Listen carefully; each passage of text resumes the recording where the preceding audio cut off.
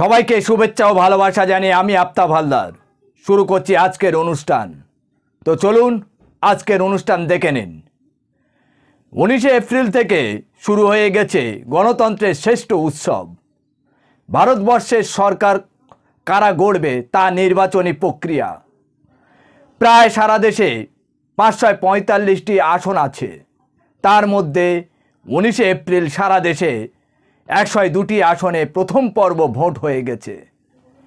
আর আজ শুক্রবার সারা দেশে 89টি আসনে দ্বিতীয় পর্ব ভোট হয়েছে।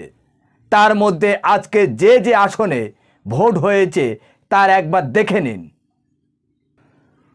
পশ্চিমবঙ্গে 3টি আসনে, রাজস্থানে 13টি আসনে, কেরালায় 20টি আসনে, কর্ণাটকে 14টি আসনে, উত্তরপ্রদেশে 8টি আসনে, মহারাষ্ট্রে 8টি আসনে, মধ্যপ্রদেশে 6টি আসনে, বিহারে 5টি আসনে, আসামে 5টি আসনে, ছত্তিশগড়ে 3টি আসনে, ত্রিপুরায় 1টি আসনে, জম্মু কাশ্মীরে 1টি আসনে, মণিপুরে 1টি আসনে।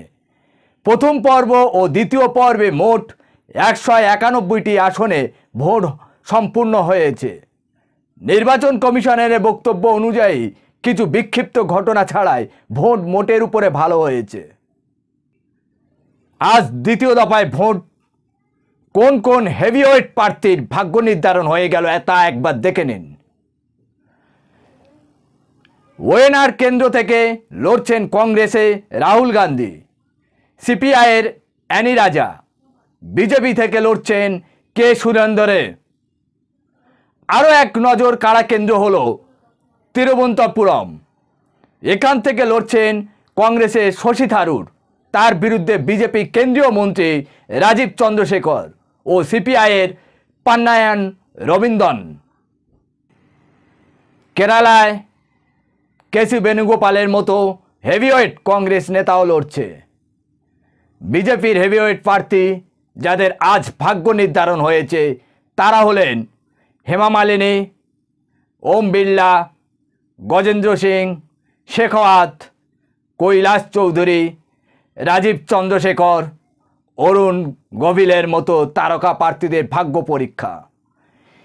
এই দু দফায় ভোটের মোট 191টি আসনের মধ্যে বিজেপি কতটা পাবে আর অবিজেপি কটা পাবে আমি প্রশ্ন রেখে গেলাম আপনাদের কাছে, উত্তর আপনারা দেবেন।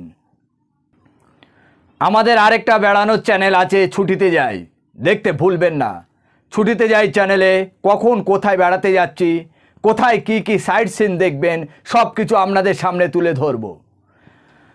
আমাদের দুটো চ্যানেল বেঙ্গল নিউজ আর ছুটিতে যাই, দেখতে ভুলবেন না। যারা এখনও সাবস্ক্রাইব করেননি প্লিজ করে দেবেন। আজ এখানে শেষ করছি।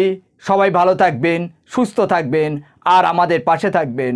Tata, bye bye.